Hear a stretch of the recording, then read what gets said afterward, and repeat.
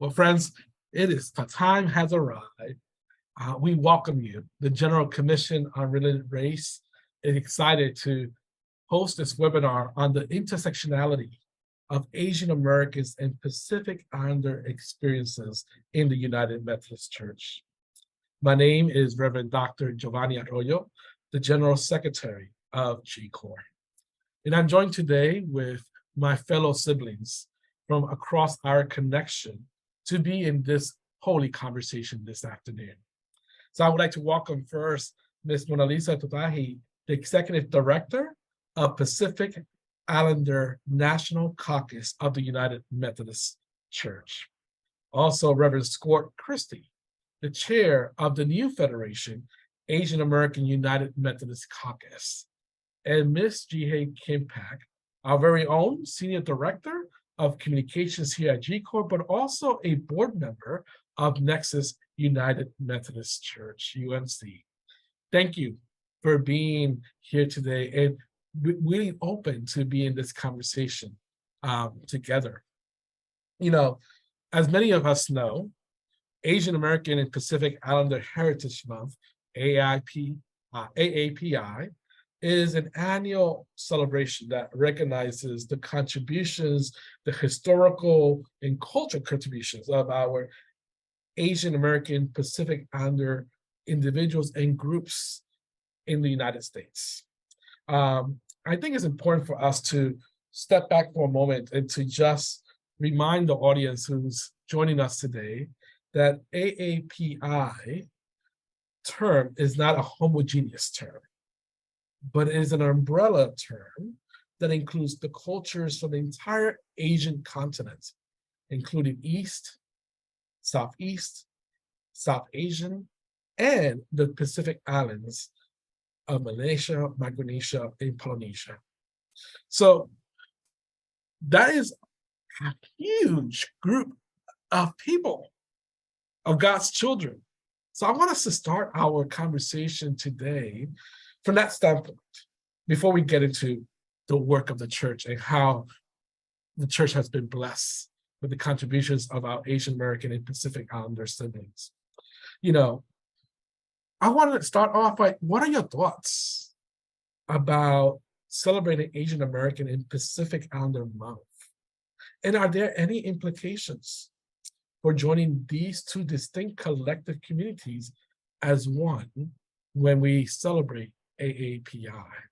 And so, what are your thoughts? And feel free to unmute yourself and share your thoughts. Hi, everyone. I'm Jeehye. Thanks for having me. You know, I first learned about this Heritage Month probably maybe 5+ years ago.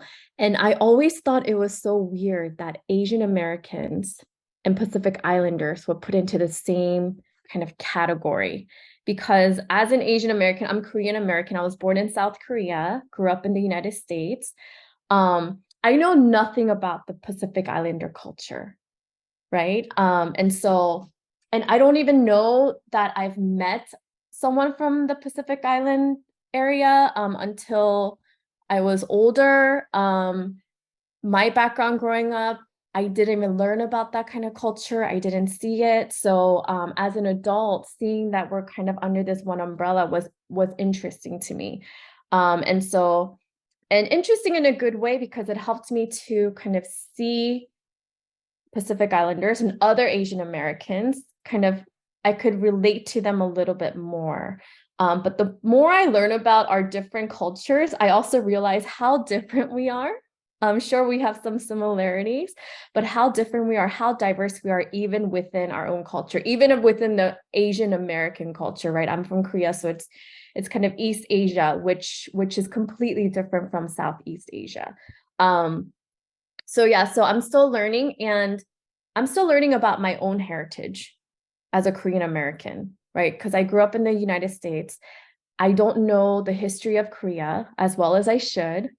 And I definitely don't know about the history of other Asian American and Pacific Islander cultures. Thank you, Jeehye, and thank you, Giovanni, and thank you, GCORR, for creating this space and allowing us to enter into this conversation. I think I want to just say right from the top that I appreciated the title of this conversation, Our Shared Journey. I think, you know, as it is in a journey, our perspective and our the way we view things differ depending on where we are in the journey. You know, when we started the journey, things looked different. At each space and at each, you know, each stop in the journey, if you will, things look differently. And I love the idea of just talking about the intersectionality where, you know, we're talking AAPI as we're talking about it, the Heritage Month, is a construct that is outside of the church, that is bigger than the church. And so things, for me at least, I see it differently on each level. I think I think I'll just start with the celebration because, and I have more thoughts about that. It's not just all celebration, but I want to start there. I want to say that just a sense of belonging, just having belonging and visibility and a space to just say, this is who we are. This is the people, you know, beside everything else, but just having that, just completing that sense of belonging and also visibility is for me something to celebrate. And again, it's a construct that is outside of, I mean, nobody asked Pacific Islanders where they belonged, you know, but this is a tool, if you will, for belonging, for visibility, and for opening up a conversation as we are here and opening up a window even to say, this is who we are. Without it, we would not have had that opportunity. So I want to start there. I have some other things to say about it, but I'll allow my brother to say something before we go further, as I'm sure there'll be opportunities to continue to have this conversation. Thank you, GCORR and General Secretary Giovanni, for giving us this platform to speak and to be gathered with our fellow worker in this kingdom of God. And this is a great opportunity for Asian and Pacific Islander to be work together. And we are appreciating this work.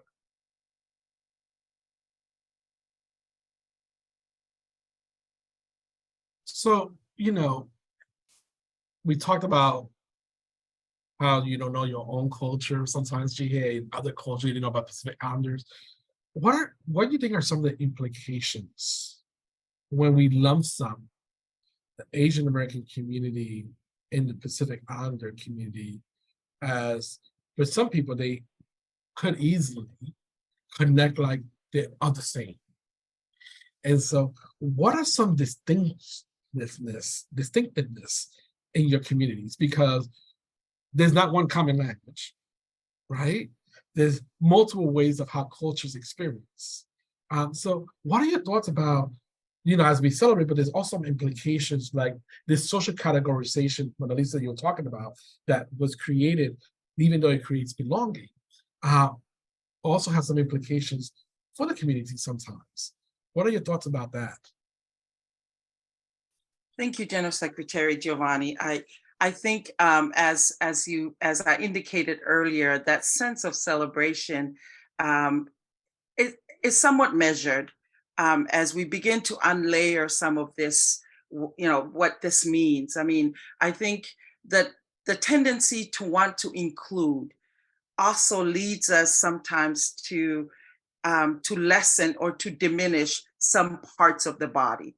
And I think that's just in general something that happens. We want to be so inclusive, and we want to, as here, we, you know, and I'll say sometimes that we have the Asian, American Asian, and then Pacific Islander sometimes, honestly, for me, feels like that stepchild. Let's include the Pacific Islanders, because then we include everybody.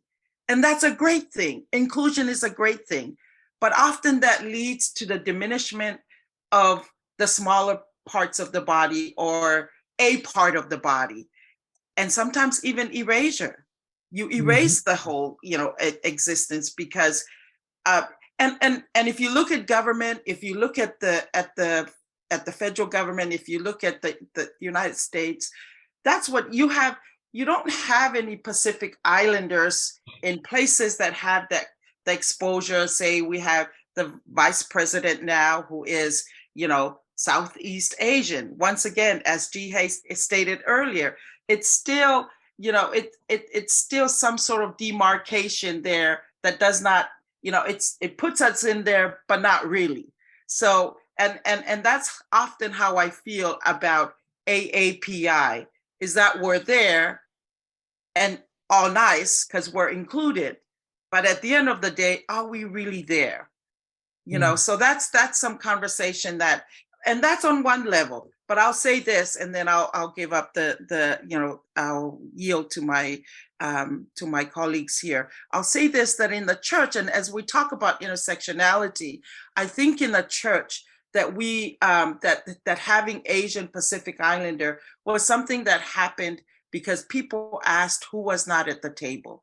And our Asian brothers and sisters said, our Pacific Islanders are not there. So that intersectionality somewhat differs from what we see on the mainstream, if you will, or maybe not, but in the church, it has been a level of alliance and empowerment that has been an empowerment tool. And so I'll say that in the church, and maybe it is theological, maybe that's what we should be, a table for everybody that includes everybody, and then everybody's included. And I see that more in the church, that in the church it's been an alliance and it's been a gift, and not necessarily so with outside of the church. But I'll yield because I. Thank you, Monalisa. I think as we talk about that, I think you also name the reality of a wide denomination that the United Methodist Church is. Yeah. That power is also important to acknowledge, that who sits at the table also dictates where the power is, but also how that power is used to either liberate or oppress the community. Yes. And so I think we need to also name as one of the challenges, right? When we talk about the intersectionality of being at the table, but I always say, you could have a table, you could add chairs, but if some people don't stand up and give up their power, the dynamics don't change. And they still will have this minimization of our communities around those tables. Jeehye, I saw your mic unmute, so I just want to let you jump in. Yeah, I wanted to, just from what Monalisa said about kind of lumping everyone in and kind of adding the Pacific Islander, but I think the new acronym, or the one that's being used officially, especially in the White House when they put out a press release, is AANHPI, so Asian Americans, Native Hawaiians, and Pacific Islanders. So I think the NA part, the NH, Native Hawaiians, were added in the recent years. And so that also shows us that, we thought they were included in the Pacific Islander, category, but no, they were not. So that's another learning and another way that we see that people were being kind of lumped into a category without really understanding who they are and where they're from. Mm-hmm. Yes. So part of this conversation is, right, to broaden that reality. Go ahead, Scort. Oh, go ahead. I was going to say, part, I think, of this webinar is not only to have this conversation, but also I see this as a vehicle to provide some awareness and education to our audience about how do we broaden our own perspective when we talk about Asian Americans and Pacific Islanders community in the United Methodist Church. So Scort, Reverend Scort, you are the chair, the president of the new Federation Asian American United Methodist Caucus. Now, we have 5 official racial ethnic caucuses in the United Methodist Church. 2 are represented here. PINCUM, Pacific Islanders, NAFM, New Federation. We have the Native American International Caucus. We have the Black Methodist Church Renewal, and we have Marcha, which is the Latino Caucus. And so, Scort, as the chair of the new Federation Asian American United Methodist Caucus, will you share with us who is part of NAFM? Who makes up NAFM Caucus? And is it diverse? Sure. Thank you again. As you mentioned, we have 5 main caucus from the interconference. As we know, our Black Caucus or BMCR is based on the race, and we have Marcha, which is based on the language. But when we see the Asian Caucus, NAFAM, is based on region. As you know, 1/3 of the world population is Asian. Not only that, we speak major 150 language in the world spoken by Asian people. So Asian are very diverse, and they have language, race, culture, and ethnicity. As you can see, NAFAM, new Federation of Asian American United Methodists, is again racial ethnic caucus in United Methodists, is built up with the 12 sub-ethnic caucus. Right now we have Cambodian, Chinese, Filipino, Horseman, Hmong, Indian, Japanese, Korean, Lao and Thai, Middle Eastern, Pakistani, Vietnamese, and 2 more that we are working on it. And among this, they speak 17 language right here in the United States, plus 2 more, which is we are using in United Methodists right now. So these are the part of all NAFAM group. Wow. Does it make any sense? Wow. So we are diverse. Talk about just language. That's Right. just one layer of the great diversity among that community. Wow. That is, sometimes we forget that reality and what the intentionality that we need to do as leaders to ensure that we are connecting with people's realities. Monalisa, you, like I said, as executive director of PINCUM, the Pacific Islander National Caucus of the United Methodist Church, will you share with us who is part of PINCUM and is it diverse? Most certainly, General Secretary. PINCUM is currently made up of 3 distinct Pacific Island communities, and one is the Fijian. They're the more, if you will, the more recent arrival, if you will, in terms of migration, in terms of immigration into the United States. So that's our Fijian brothers and sisters. In terms of arrival, I think the Tongans would be next. The Tongans arrived maybe primarily in the mid-70s and increasingly so into the early 80s.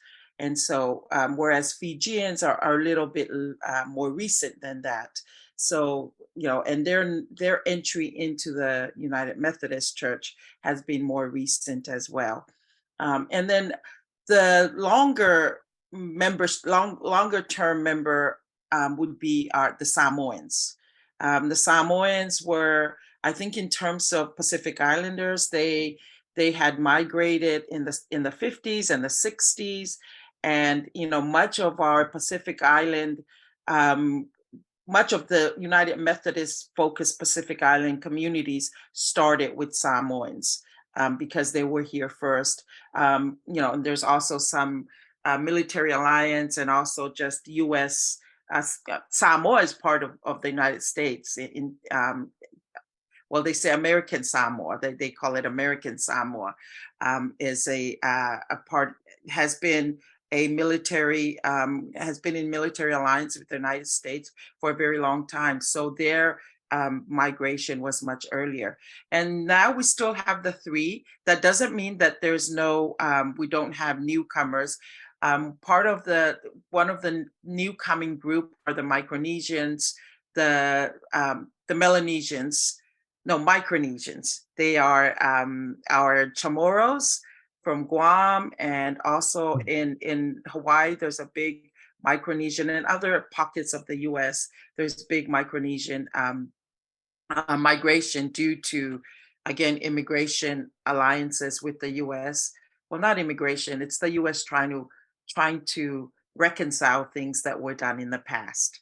And so with military things that that were done that were not right, and now reconciling it and allowing people from Micronesia and that part of the world to come in with some visa waiver and other immigration benefits. So there's that group, and we haven't done much to kind of penetrate and work and enter into those communities. But certainly we've had conversation about it, and it's certainly a part of what we see in the future.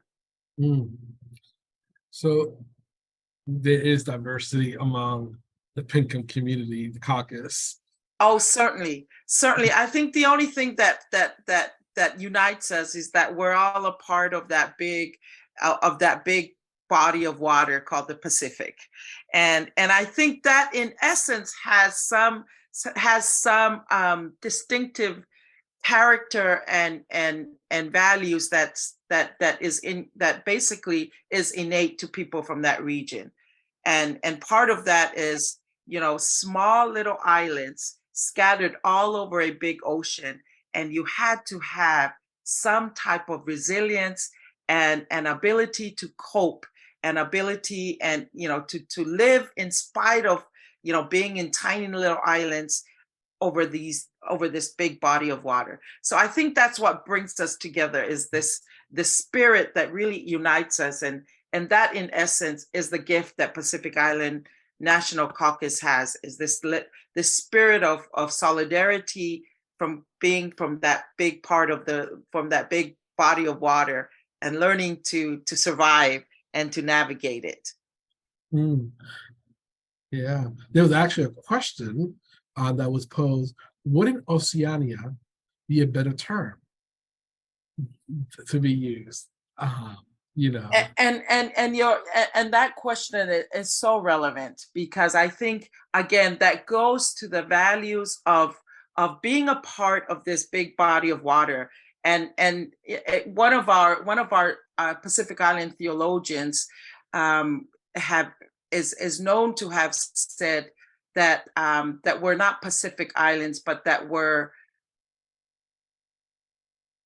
as I'm thinking about it, I'm not remembering the exact word, but I'll come back to it, because it is critical to this question that's been posed, because it goes not to our weakness as if we're scattered, all over this big body of water, but it joins us, and it goes to our aggregate the value of us being together as little islands. So I'll go back to it and I'll mention it because it's important. But yeah, it's a good question, Giovanni. Yeah. Another question that we've been getting is, we've been talking about the multiple identities that we have. I think intersectionality reminds us that we don't have one identity, we have multiple identities that are work, and that we sometimes we compartmentalize and focus on one thing without looking at the intersectionalities of race, socioeconomic, education, political understanding, disability, sexuality, and so on. All these identities shape us. So one of the pieces is, as we also look at the diversity of the different communities, because one of the concerns is that when we lump everybody together, we minimize communities.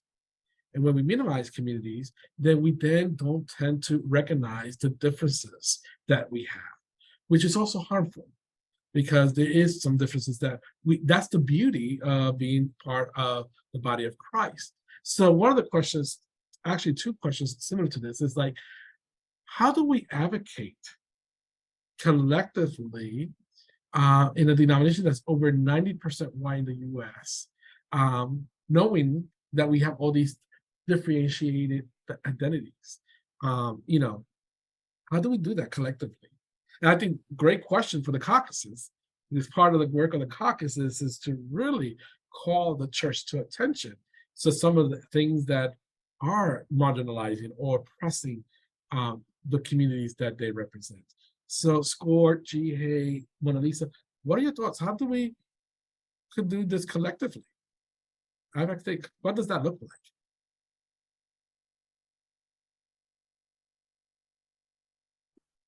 Before I go to that question, Mhm. Giovanni, if I could just go back to what I Yes, was Daniel? blanking on. It's one of our foremost early theologian is Ebeli Haofa, a Tongan born, but grew up in the Solomon Islands and then also Fiji, and was a scholar. But he coined the word a sea of island, because then you see the ocean as the unit that joins all these little islands, and the islands that then become much bigger than just islands scattered all over the ocean. But so instead of looking at it as islands, that little islands among this big ocean, but to see the different Pacific Islanders as a sea of island. So there's strength in seeing, bringing all the islands together, and they become not separate islands, but a great sea of island. And that is and I think that goes to the need to raise up Oceania and the inhabitants of that big body of water as something that is a strength, and not little islands that scattered over a big space and sometimes lack resources, but to just see all of them as coming together as a sea of island. But going back to your question, Giovanni, I think I think we go at it with appreciating the authenticity and the diversity that is within us. And I think often that means going outside of yourself. And I think that the two things go together. Sometimes it almost feels like if you're authentic and you're trying to stand in solidarity with your own people, that becomes sort of like a an exclusion kind of thing. But I think in knowing who you are and knowing the gift you bring, and having that sense of valuing who you are, you're able to offer the best of yourself into something that's greater. And then allowing that kind of conversation, a conversation that takes place at the most basic level of appreciating each other on that level. And then that will become a place where you're able to honor the different pieces, the different gifts that's at the table, and then the smallest body, if you will, the ones that we think are marginalized, the one we think that are not bringing any resource, if you will, into the conversation, that body still has something to offer because they're bringing the very best part of who they are. As small, as insignificant, one may say, as it may be, but it is an offering to offer into the body. And then and then have that conversation kind of inform the whole process of navigating this conversation about inclusion.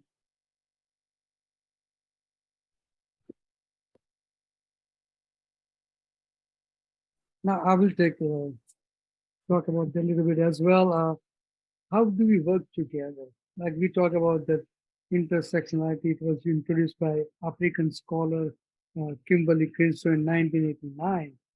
And as an Indian person, I'm from India, and we are put in with the subcontinental, like Indian subcontinental. So we have Burma, Pakistan, Indonesia, India, and the other countries. We are all together. And plus, at the NAFAM, we have more than 14 different countries representing right now. And we are working on it. We are practicing that since then, since we exist. So the main thing we do, and I think we should do it as together as a group, is respect each other's culture and custom. When we do that, we can work together.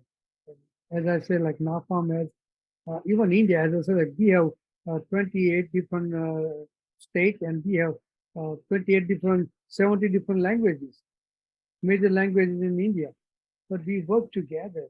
Same thing, we respect each other in the culture-wise and custom-wise. And with the unity, we can work together.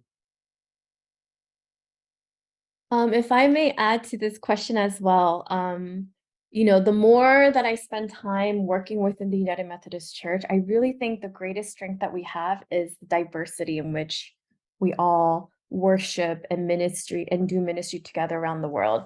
And so even talking about our caucuses, and the different communities and ethnicities that's represented, they're not so much inward facing, but I think our caucuses can be also outward facing, where we're really able to share with one another our struggles, our gifts, our joys, and our cultures. And that's the beauty of our church, the United Methodist Church. This past weekend, I spent some time with pastors from the Baptist tradition and a different tradition, and they were saying how it's so beautiful that the United Methodist Church has all these groups from all over the world.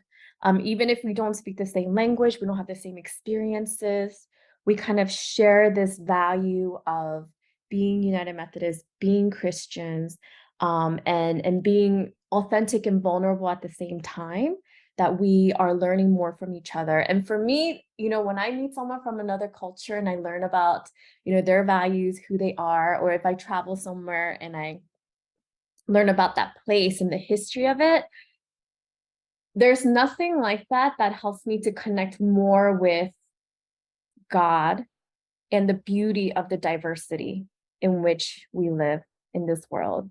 And so I think maybe that's how we can be a collective advocate for the work we're doing, the ministry that we've been called to.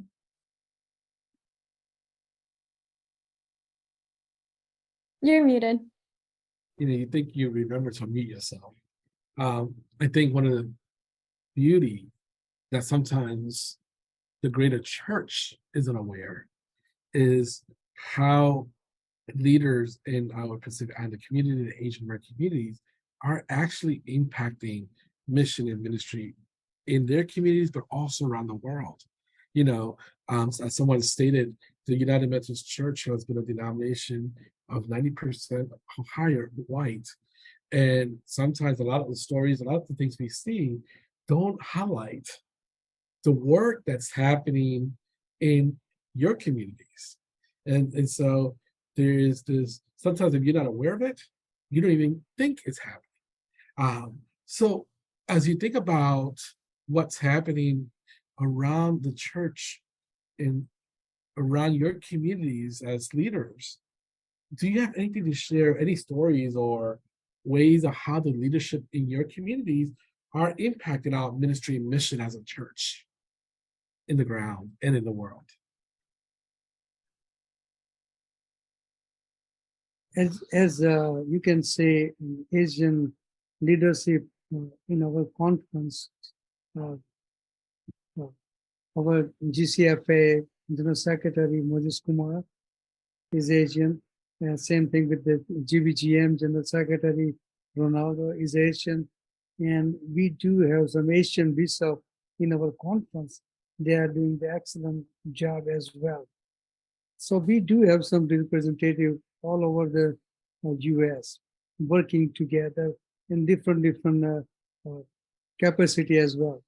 For example, if you see treasurer in Caltech, that you're gonna go in near future, Archana Carey, she is one of our treasurers. So we do have Asian all over the US providing leadership and strong leadership to our connectional table in our different agency, and also as a leadership in our United Methodist. And we have to embrace that. We have to lift each other up, and we have to work together.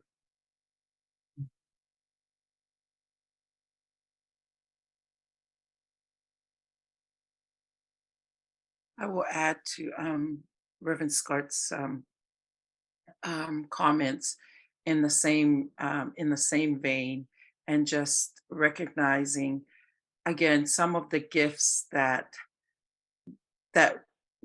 particularly Pacific Islands, as we asserted earlier, when you're looking at the Asians, Asian American Asians, it's a much bigger group. They have more of an impact, and they're impacting on the leadership level. But that does not mean that Pacific Islanders, because of our numbers being few, because of our more recent arrival into the denomination, it certainly doesn't mean that we don't have as much to offer. I think one of the things that we've always said from the get-go is Pacific Islanders are people that live in community. Relationship is the standard of living for Pacific Islanders. I mean, it is the status quo. It is how we live our everyday life, from waking up in the morning to having church, to having a wedding, to having a funeral. It is done in relationship, in mutuality. And that's the gift we bring into the United Methodist Church. Mhm. That's the gift that our clergies are impacting small congregations, small struggling congregations. When a Pacific Islander walks in with a heart that says that we can do this. I've lived in more dire circumstances and I have survived, because at a given time, I had to go to my neighbor to borrow something so that we could have a meal for the day. It's having that kind of, coming with that kind of heart to the United Methodist Church at a time when it's needed. Because mind you, the United Methodist Church is, as you say, General Secretary, a church that has been powerful, because the West is powerful. This is a church that is 90% white, and that's the DNA that this church has. But at the very same time, that's what we're losing. We're losing a generation. We're losing I mean, if you look at the age, the average age in this church is a lot older. And so we need younger people. We need a new way of doing things. And I think that's where Pacific Islanders come in, because the new way that the United Methodist needs is the way we've been living for centuries in the Pacific Islander setting. So I think it's something that is timely and something that is also divine at this time.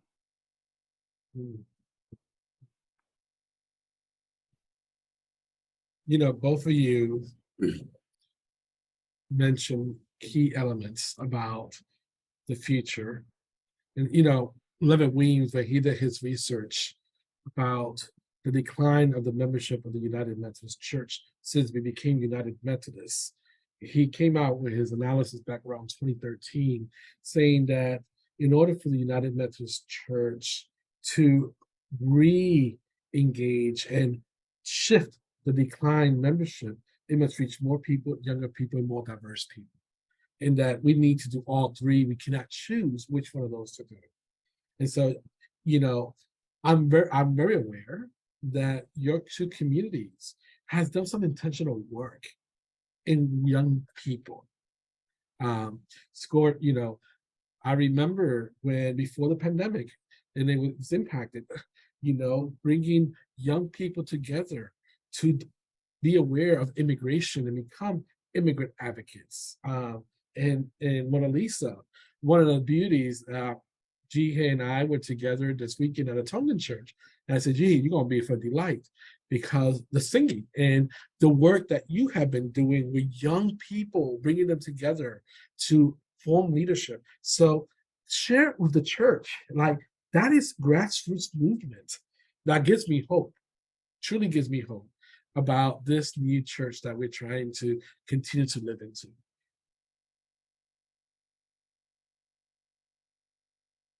Reverend Dr. Giovanni, this is why I'm still in this work after so many years. It is because just the end breaking and opening up doors and allowing something, as I said, something that is innately part of who we are, and sharing that with a bigger community and allowing it to make an impact. I think that's the call that God gives so many of us.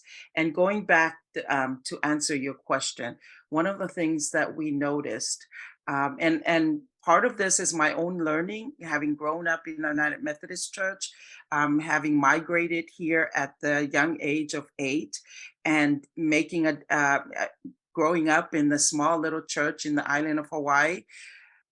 And also seeing, as I said, not just in my own learning, but as a pastor's wife, as someone that, as a mother, that Pacific Island young people are in church.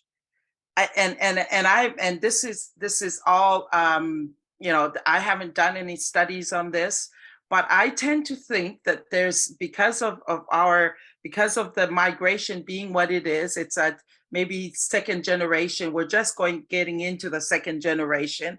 Things may be different when we're talking about third generation going into fourth generation. But at this junction, at least, our young people, our children, my children that I gave birth to here in America are still in the church.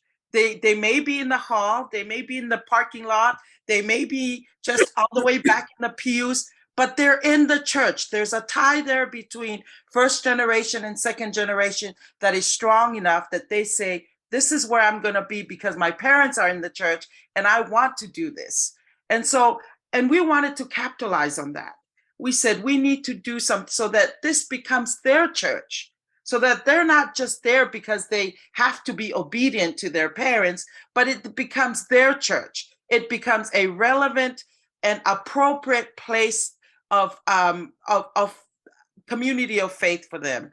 And so we started this work a few quadrennium ago, and GCORR has been with us all the way through. You know that we brought a group to GCORR. I mean, I think in the span of before the 3 years before COVID, we had partnered with School of Theologies and brought over probably close to over 300 young people to 3 separate School of Theologies to have an immersion and to open up that United Methodist horizon, if you will. And for some of them, open up their horizon, period. Many of them had not been on a School of Theology campus or even university campus, but to bring them there and say that this is what's available to us. This is who we are as United Methodist. We're not just guests in this house. This is our house. And we have to own it. And some of that work has been just powerful. We have young people that have graduated from seminary. We have, and it's not all because of that, but because of the collaboration of parents, of pastors, and doing some of this work together. It's been so powerful. And we've yet to pick it up after post-COVID, but that is still our hope. That is very much still our hope for the future and what we can do together with the rest of you and the rest of the church.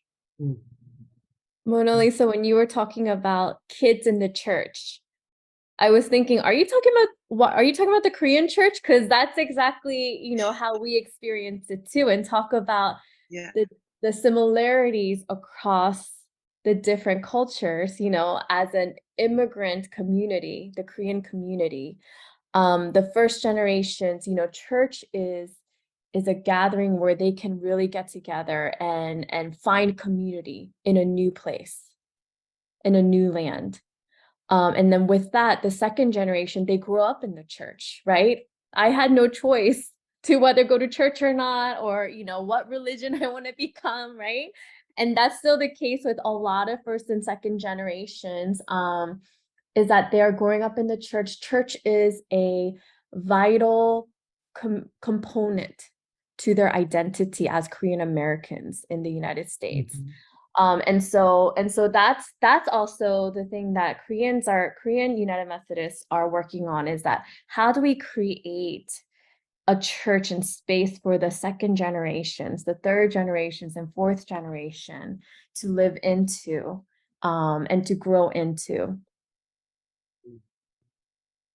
And I think they both touch the same subject that I was going to talk about. As a Asian, uh, we long to stay together. At the same time, when the church is declining, as you can see, Asian churches in the United States, they are growing. Our immigration population are coming in and they find the place to worship with us. So even pandemic time, most of the church is suffering and our churches start growing. We start, most of the churches, we start working and connecting with more people out of our state, out of this country. We connect with the people in Africa too and Middle East. They join us. So the culture that joining us together. So again, here we work with the Asian American Language Ministry. So language ministry is the key. And we use the language ministry. And because of the language ministry, our youth stay connected to us. They wants to be with us. They want to be because they know their parents, where their parents goes, where they can see their family, get together of the family. So that's the one area we work to that, and we use all the sub-ethnic caucuses. They have their own different programming in their own language, in their own region. So they, for example, Korean, Filipino, Indian, so they all have their own program, and that's program, culture program, build up, build them together, keep them together. Yeah. One of the, hearing you both, all three of you talk about the excitement of it, it also gives me hope about it's time for us to shift the paradigms of how the church structure has for decades been. And so one of the questions that came through was, how might we help the United Methodist Church structurally prepare for a future where single race, non-Hispanic Asians are projected to become the largest immigrant group in the country, surpassing Hispanics in 2055, based on Pew Research. So what are your thoughts? How can we help this church structurally prepare itself for that reality?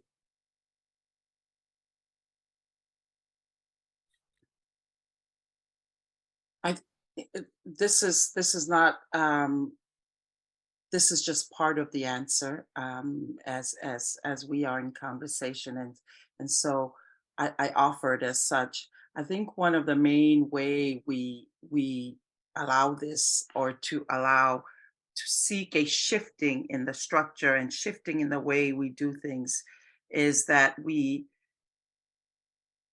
allow empowerment and self-determination for, Scort has, and I appreciate Scort Pastor Scort reminding us that when we talk about language ministry, when we talk about AALM, Asian, I'm mixing it up, but language, we're talking about language and the specific needs of language ministry. I think is something that needs to come to the forefront, so that we empower the different language ministries and allow the different language ministries to develop the very best that they have to offer to the denomination. So often what happens is that we, in a multicultural setting, or in a multicultural setting, what we try to do is to, again, something that we touched on earlier, is that we try to have everyone lumped together, because multicultural is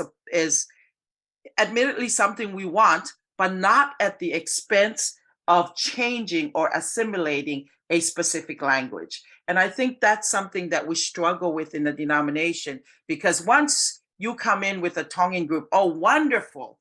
Now we have, 40 young people that can now be the youth for the entire church. But we're forgetting that these 40 young people are trying to develop their own identity so that they can get to the best of who God has created them to be.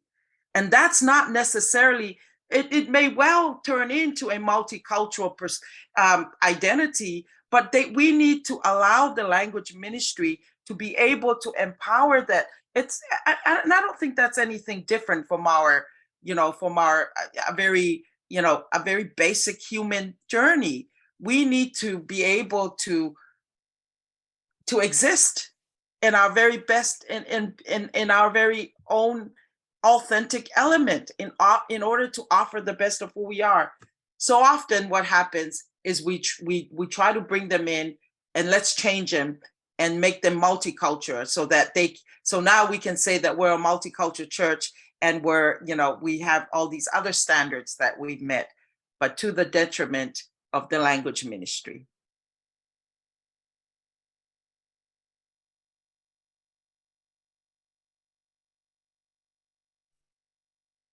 Any other ideas on how we could help this church shape to a new horizon of reality who will be a majority in the US? I think as the United States is becoming more increasingly diverse, multicultural, and we definitely see that reflected in the church as well. We're having more and more clergy serving in cross-racial and cross-cultural ministry settings. And that's one of the things that I've noticed with the Korean first generations. They're being placed in white congregations. So they're serving in a cross-cultural, cross-racial appointment. And I think we have an opportunity to do a better job in preparing our congregations for that type of setting, for our pastors to support them in the challenges that they will have ahead of them, more than any other pastors who may be serving in their own ethnicity, language, and background.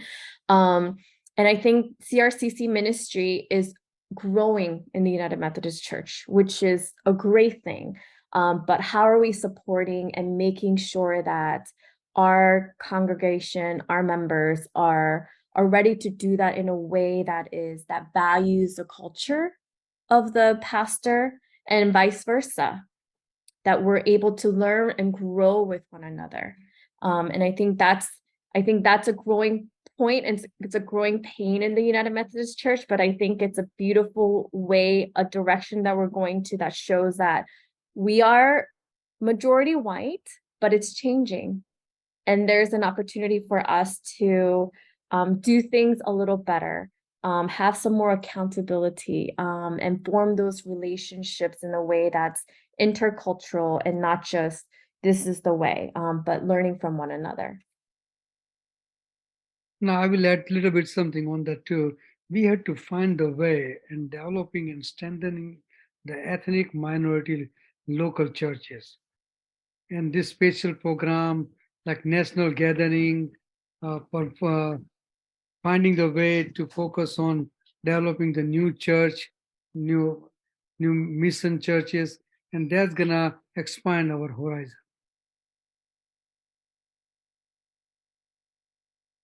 You're bringing up this multi-ethnic reality. And one question I was asked, in a multi-ethnic congregation with mostly white English-speaking members, who takes the initiative to celebrate the various caucuses during the recognition month? Thank you for the question. That's always a question, who should take that on? You don't want to do cultural appropriation, probably. So what is your suggestion? What are your thoughts about most multi-ethnic church who is predominantly white? Who should take that initiative to celebrate the recognition of the month of that culture?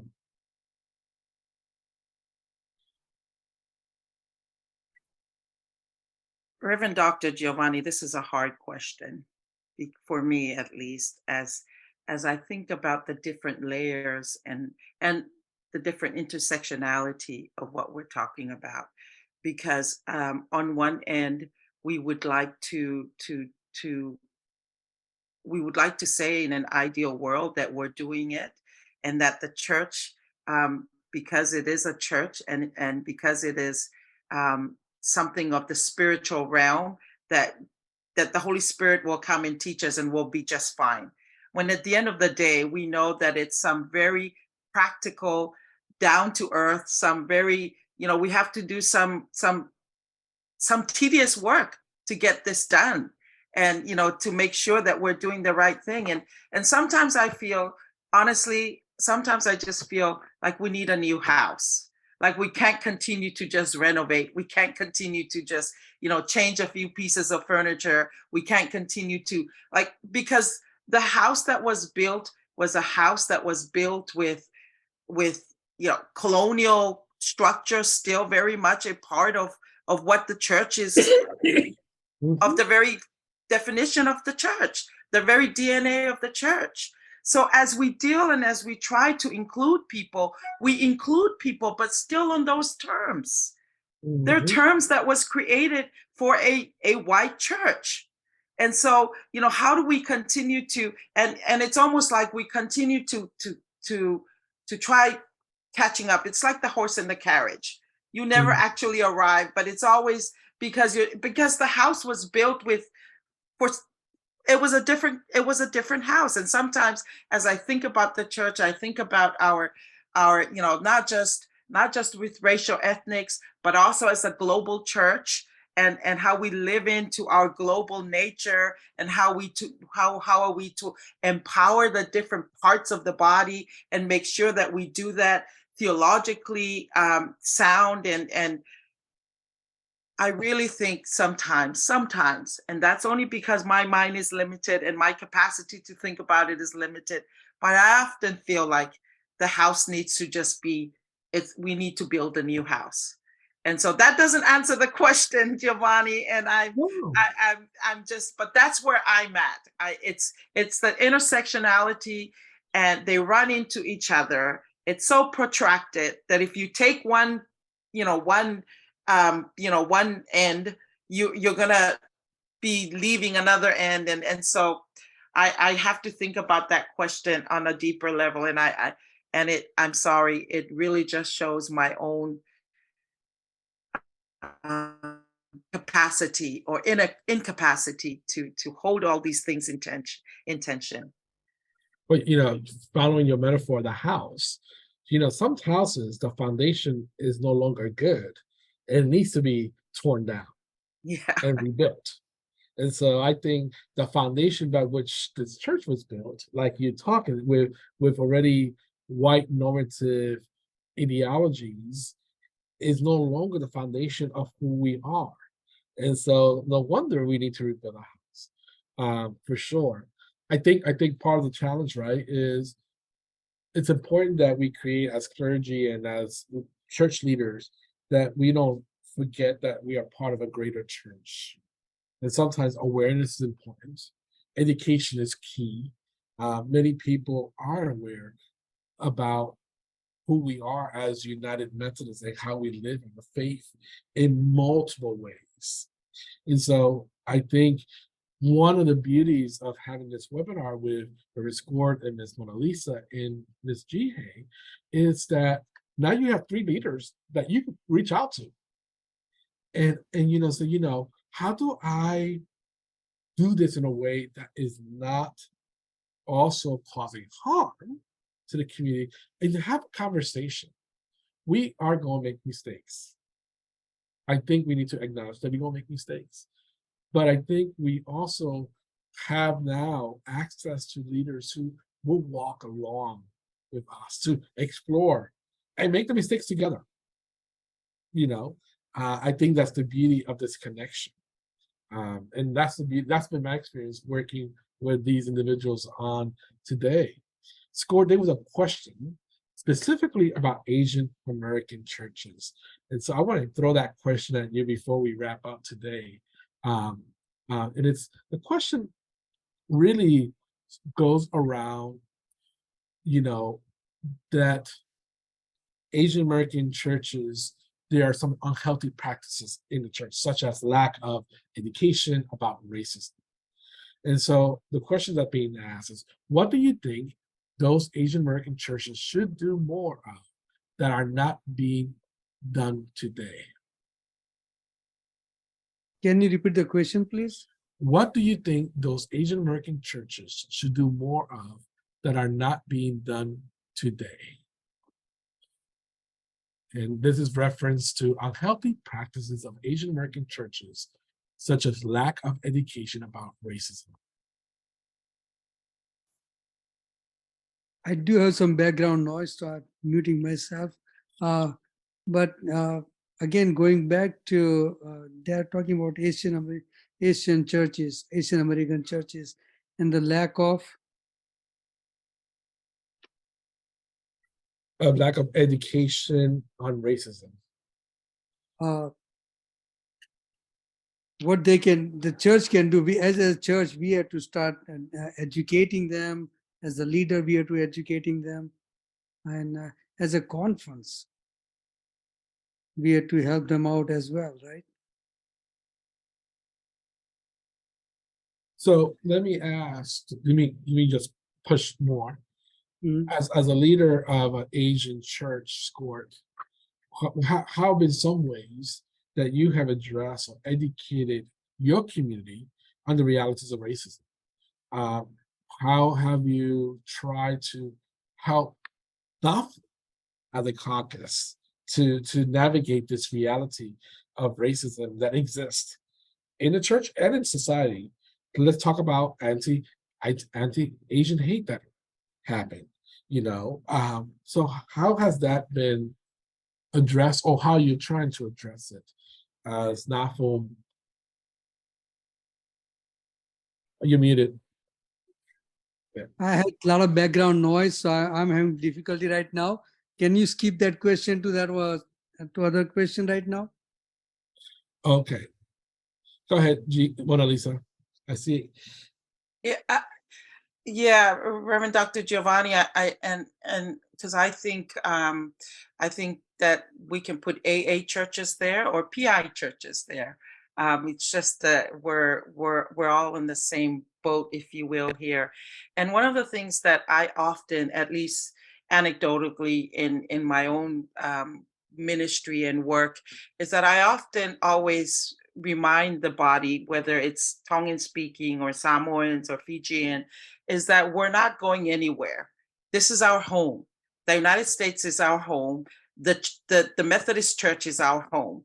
So we might as well learn to live in this home and to make an impact and to have competency in this home.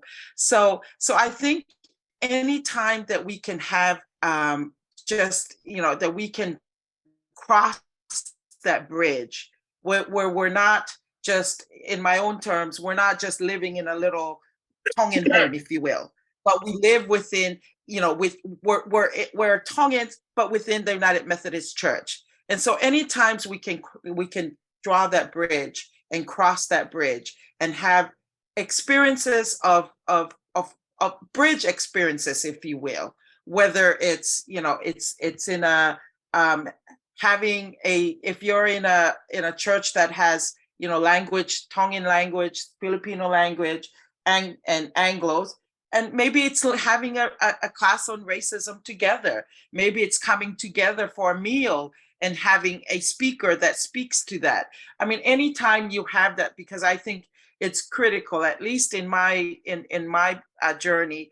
And I always say it, we're not going to go back to Tonga. We're not going back to Samoa. We're not going back to Fiji. We might as well learn to be competent, to have cultural competency, and all that involves here, because this is our home.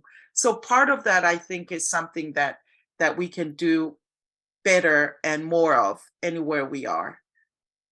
Thank you, Monalisa. I think one of the things as an Asian American church we have to do, we have to speak out. As you know, we, for example, we Indian people, we come from under the British rules. So we colonize, we see whatever the white people say is right, and they're like a higher authority. So we always take it from them, right? So second thing, main thing we have to do is speak out and educate. Second thing we have to do, educate our people. This is not right. Something is wrong. Speak out. So as an Asian American, I will say, speak up and educate your people. Thank you. Before we wrap up, I just want to say thank you to all three of you the church is blessed because you have answered the call to serve the living Christ. And that through that service, you continue to touch the lives of people in your communities and beyond your communities. So thank you for being my siblings in Christ, my partners in ministry, and for your willingness to be open to having these hard conversations that should move beyond here. Like someone said, how do we have these conversations at General Conference so that we really could have a clear understanding of what it means to be a worldwide church? So as in conclusion for us today, I want to invite you to think about what is the blessing you want to offer to church as we move forward, as we embrace the beauty of God's beloved family in the Asian American community, in the Pacific Islander community. What is your blessing? And we're gonna go around this Zoom table and offer that blessing this day. So whoever wants to start, feel free to jump in and then we'll conclude that way.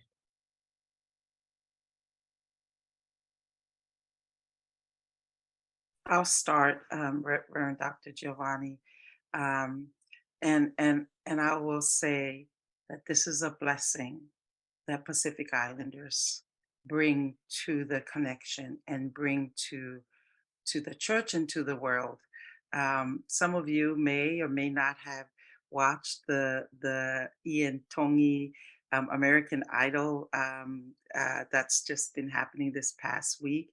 And if you did, you would have seen the kind of spirit and the kind of fire that just, that happens in a little island when their son has done something. He didn't even win yet, but the island went crazy and just waited for him and embraced him.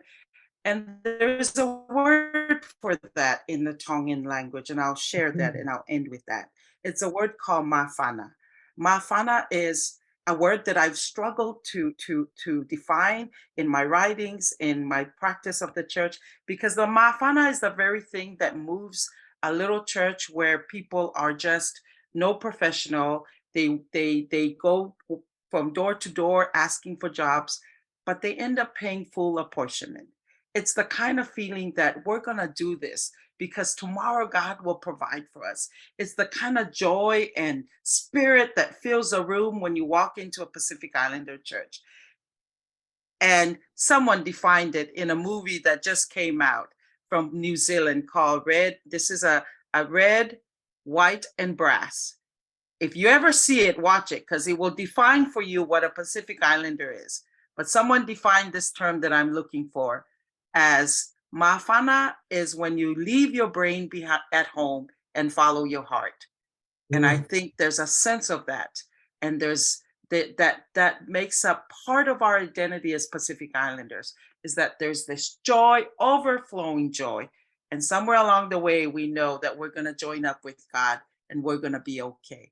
And I think that's the gift and the blessing that I would offer into this denomination and to you, my siblings. So thank you very much. Thanks, Monalisa. That's beautiful. In the Korean tradition, we kind of share wisdom through expressions and kind of proverbs, if you will. And there's one expression where we say, 고생 끝에 낙이 온다. And it translates to, the literal translation is, at the end of hardship comes happiness, comes joy. And the meaning of this proverb is that, during difficult times, we encourage one another to keep working hard and to not give up. And I think perseverance is one of the values of the Korean Asian American community. And that's the blessing that I want to share with the church, is that even if some things are hard, but when you keep at it, there's joy and happiness at the end. Even when things are hard in the church, when it's hard to be an immigrant, when it's hard to connect with another community, another ethnicity, and it's hard to be a United Methodist maybe for some people right now. There's happiness at the end of hardship.